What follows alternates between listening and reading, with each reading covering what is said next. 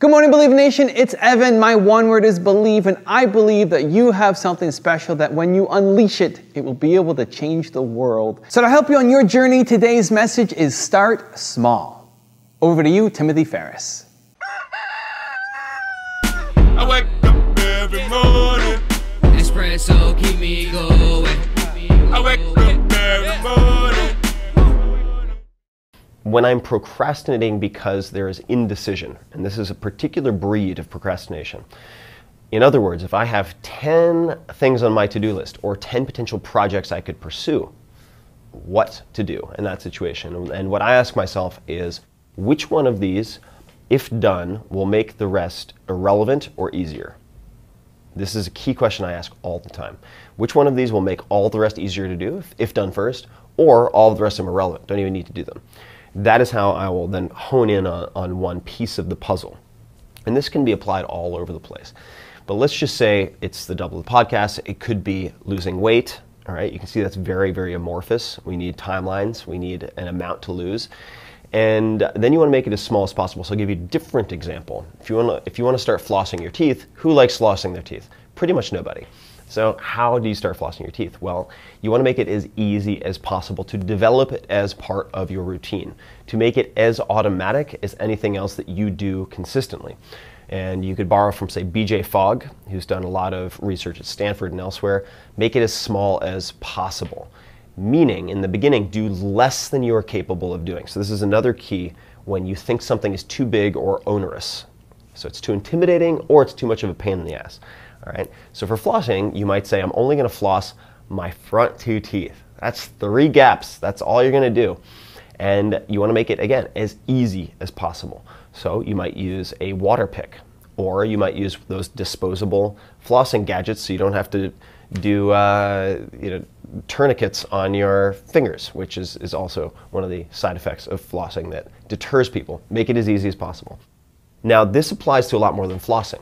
So I've talked to many of the people for, say, Tools of Titans, people who are 8-time New York Times bestselling authors, or prolific musicians, prolific music producers like Rick Rubin, who's legendary.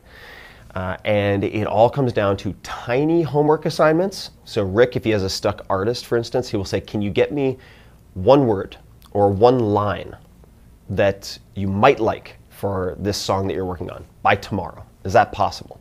Many, many homework assignments. All right, so with a creative project in the beginning, that's one. It's related to a piece of advice that I got from Neil Strauss, 8-time New York Times bestselling author.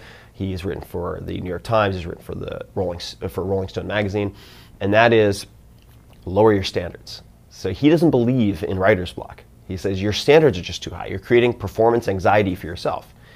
So the advice that I got from another writer, which matches with that, is 2 crappy pages per day. So a lot of people are like, I'm going to kill it. I need an ambitious goal. Let me do 1,500 words, 2,000 words per day for this book I'm working on. Well, there's a very high probability that you're going to fall short of that. And then you will get demoralized, then you will get intimidated by the task, and then you will start procrastinating. So make the hurdle, make the success threshold really, really low. That's what I've done for my last 3 books, is 2 crappy pages per day. That's all I need. If I don't end up using them, that's fine. I just need to get out 2 crappy pages.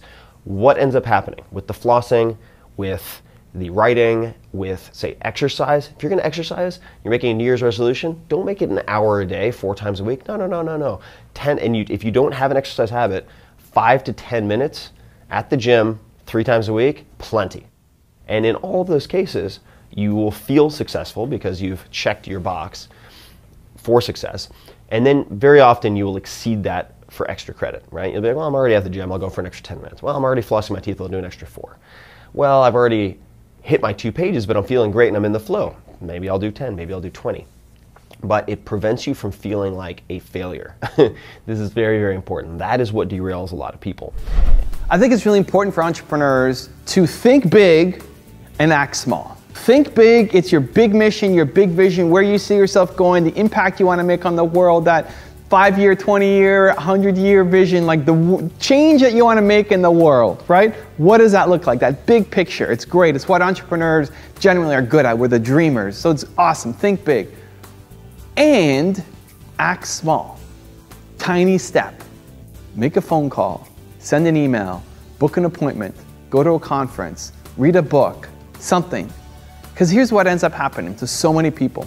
So many entrepreneurs get stuck in this dreamland, right? We're just constantly dreaming, and then we think about our idea, and then it could take a lot of different turns, right? And you wake up the next day, like, oh, that idea I had yesterday was great, but I could add this to it, and then it could become here, and what you do is you keep adding to it, and it becomes this ginormous monster that then you can never actually get started on, because to do it, to build this, to be way up here, you need venture capital funding, and you need a team, and you need all these resources, and you need blah, blah, blah, blah, blah. And then because it becomes this impossible, huge, perfect project, you don't do anything about it. You just sit on it. And that kills so many entrepreneurs, where it's great to have that big thinking, but you gotta do something. You gotta take action, even the smallest way, take action right away. And this is what I try to do every time I come up with a new idea. I get a new idea. I want to start a YouTube channel. I want to, buy a dance company. Whatever it is that you want to do, as soon as I've decided that this is what I want to do, I find a way to test, to start small. Make one video. Make one video. Like, you want to start a YouTube channel, you decided, great. Don't worry about the camera, don't worry about the lights, don't worry about the gear, don't worry about the editor, don't worry about anything. Take your phone and start filming. Do something. Film your first video. It's going to suck. That's okay. Expect it to suck. And then make one tomorrow, make one the next day, make one the next day, right? Thinking big, this is still where I'm going. I know the vision I have, I know the kind of company I want to build, but do something every single day. Don't let that perfection of an ideal business prevent you from doing something, because no matter what you start with, it will not be perfect, and that's okay. It's just a constant and daily improvement to get better and better and better and better. I think having 5-year goals and 10-year goals can be helpful to some people. For me, as soon as I have a 5-year goal, a 10-year goal, I start thinking, how do we do it right now? I wanted to build a modern home. I wanted to build it from scratch. And as soon as I had that in my head, I'm thinking, okay, that'll happen. That'll happen in like 5 years. I can build a house. As soon as it came into my consciousness, I started acting on it. I started browsing, researching properties, just as a side thing, something fun to do, spare time, looking at potential deals. Do I knock down an existing house? Do I just get land? What do I do? And then I found the place. Here's a place, this is great. And then I decided to buy the place. And then I'm building a house. Like, it just happens. As soon as something gets on my consciousness that this is something I want to do, I just start doing it. And I think that's what lets people be successful. It wasn't that I have to find the perfect place or I'm not going to get started. It's just, okay, let me start researching. Let's see what happens. Like, experiment. Start small. Tiniest steps forward is forward progress.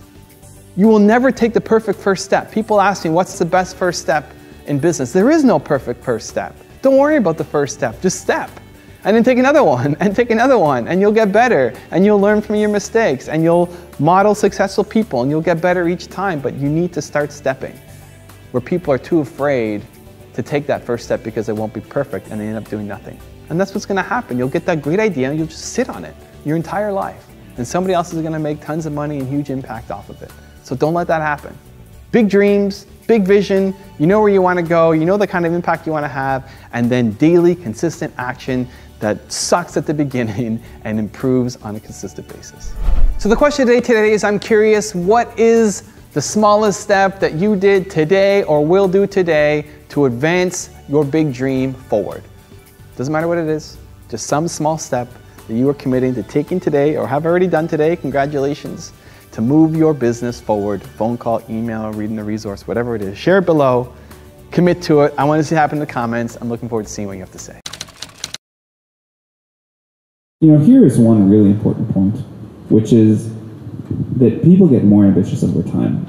And when, the founders of Airbnb first came to us, they were delighted they had 3 users. And if we told them that someday they were going to be running a, $50 billion company, whatever it's going to be, with more nights than any hotel chain in the world, they would have looked at us and said, you're crazy, like, we don't want to work with you because you don't know what you're talking about. So I think there's this pressure in the last couple of years to have an immediate vision about how you're going to have this, $10, $100 billion company.